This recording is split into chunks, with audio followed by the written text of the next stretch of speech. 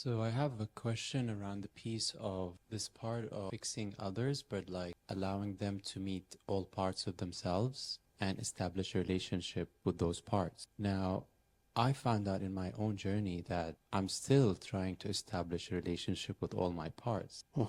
And there is a lot of parts that are fragmented, and I feel, yeah, I'm doing the work, but then sometimes I'm still not proud of these parts, and I want to go in parallel to kind of also pull as many people that I care about to let them meet their own parts. But then as if like I'm not setting an example that I've already established all parts with me, and so like it comes across as an inauthentic. Yes. And that's a journey that I'm trying to figure out of how to serve, but then continue doing the work. Yes. And I don't know if you have something to share about this.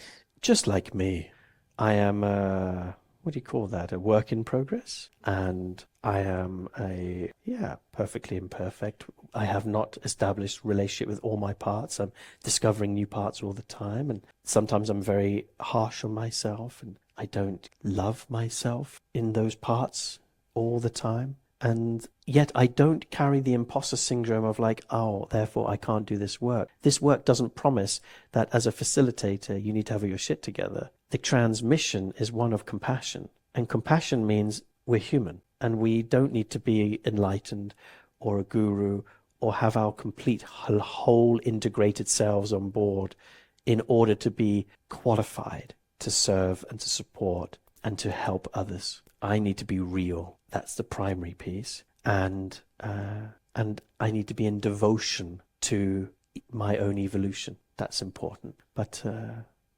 I would love for people to let go of more this idea that they need to do all the workshops, read all the books, get their parts in order, have a complete kind of like, and I'm not saying that you were saying that, but it's not necessary. Right, but the thing is, like, I feel in this journey of being there for service, right? It's like, have you integrated the things that you want to teach? The more that I dig deeper in my healing journey, the more I fucking see so many layers that still needs to be shredded, and it keeps going deeper and deeper. And then I meet people in retreats that I organize and workshops that I co-facilitate, and I'm like, holy shit, like, they're bringing things that I haven't still worked out. And so there's this inner conflict in a sense of like, do I continue doing the work? I hear you. Figure it out. I really do. There was something that touched me when you shared about, can I share or teach or serve others in areas that I haven't or I'm not doing the work fully in?